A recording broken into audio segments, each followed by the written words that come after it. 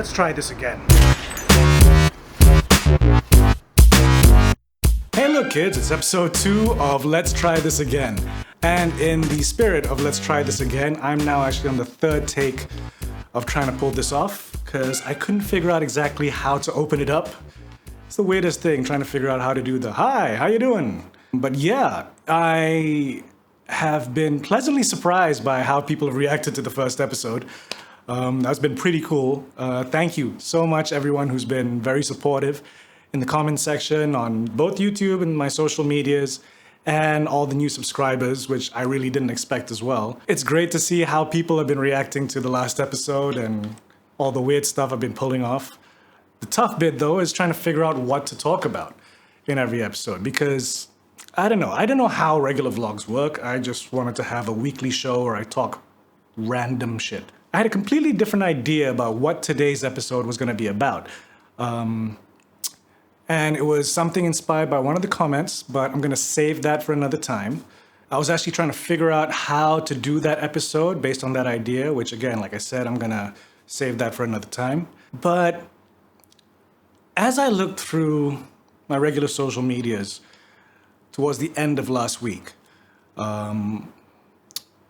one thing was becoming abundantly more clear in the world that I live in the circle of friends that I have, and that is that things haven't been going too well for a lot of people. For those that don't know and don't live in Malaysia, we have been, like I said last week, a major lockdown, like a full-on lockdown, and yet the numbers have just been escalating like crazy. Around the time that we started this full lockdown, we were at high 6,000s of new cases per day. And today's Monday, and over the weekend, it was very high 9,000s. And, you know, it's looking at social media, I've noticed it's been affecting a lot of people. And I don't want to go into like heavy shit like right off on the second episode, but at the same time, it also seemed like something that I couldn't really ignore. A lot of these people are friends that I know. You know, as I'm scrolling through, you know, my Facebook and my Instagram, just seeing that a lot of people are really having it rough. Close friends, general public, our country in general, like everyone's just having a really rough go of it. And if you look at the politics in this country right now, it's, I don't even know how to describe it. Over the past week, there's been this weird random power struggle, which started off with, "We apologize for interrupting this vlog, but due to the nature of the content and recent police charges filed against individuals for talking about the subject we've just censored under the Penal Code Section 509, which basically states that if you insult someone and they take offense, they can press charges against you and you can be in prison for a term of up to 5 years or a fine or both. So we feel that in the interest of personal safety, this topic should be saved until full research has been done in order to circumvent this ridiculous law, which basically doesn't allow anyone to offend anyone." Of course, not everyone in the country can afford to take someone to court for a petty insult, satire, or lampooning. Only rich people who can afford lawyers. Seems like a law designed to protect the rich and powerful, which is bloody ridiculous if you ask me. I mean, come on, have a sense of humor, would you?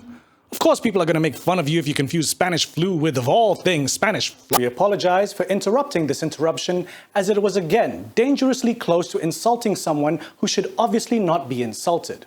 We should respect and admire the people in power, as they are simply better than us. We should raise them to the ranks of deities whose feats we are not worthy to sing songs. Bask in their eternal glory, for they are the powers that be and they are beautiful. Oh, praise you, O great ones, whose poo we are not worthy to smell. Praise! We apologize for interrupting this interruption of the previous interruption, as it's gotten silly.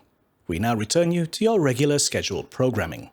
But yeah, getting back to how people in the country, within my immediate circle and just in the nation, appear to be feeling right now. It's bad.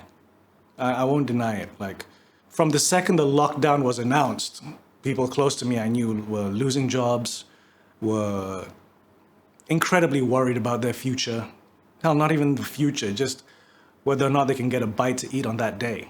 People that I know have been able to weather the storm are beginning to feel the effects of it. You know, people that I consider so much stronger than me are beginning to crack during this lockdown. One of my favorite couples of all time, Joe Hasham and Farida American, of KLPAC and the Actor Studio in Malaysia. They've recently put up an open letter because of the situation they're now in, because KLPAC is not looking like it's gonna survive. That hits me hard in a very personal level, because if it wasn't for them and the Actor Studio in KLPAC, first off, I probably wouldn't have made another movie after Cheap Lap. Straight up. Like, I joined theater just a few years before I made Relationship Status. At the time, I was writing a lot for television, and I was in a complete rut creatively. I couldn't even figure out how to write anymore, because I'd been writing for television for so long and being told what you can or can't do in television in Malaysia that I was self-censoring like a motherfucker. And doing theater at KLPAC, that's what gave me the spark again. Joe helped remind me that you gotta write from the heart, that you gotta write, as he put it, real shit. And I'd forgotten that. And I'd forgotten that you can be that open. And it wasn't just back then, like, Joe and Farida have been just the most wonderful people. And I was shooting their theater plays when they got to open up again so that they could put them online. And we were supposed to shoot a whole bunch this year. If I didn't have that job shooting the theater productions that were going on, I'd have no job. That was a huge part of my living income, were those jobs. I remember the day that I shot their last production was the day that it was announced that they couldn't put on productions anymore because they've increased the rules of, their MCO. They told them the day before opening night, like, the cast and crew found out at dress. I could see that everyone was being a trooper, but also their hearts were broken. And I can't imagine what they're going through right now. As they said in their open letter, by the time they pay off everything they need to pay off for this month, they're gonna have about $5,000 in the bank. Which, let's face it, like, barely covers like 2 or 3 people's income. It's sad. And a lot of people like to think like, oh, but it's theater, it's the arts, it's hoity-toity, all the rich people, let the rich people, blah, blah, blah. No, fuck you. Look, we're in a lockdown right now. How much fucking content have you guys been watching? I would very confidently bet that within the year 2020, on average, everyone has watched more films and TV shows and YouTube videos and whatever else they can get on their screen than in any other year in the history of mankind. Guaranteed. Entertainment, music, theater, film, television, anything. When we're all down in the dumps and we're all fucked, this is what we turn to. When we want to smile, when we want to laugh, when we're going through a breakup, when we want to try and express something and we can't, but a poet managed to put in words exactly how the fuck you feel.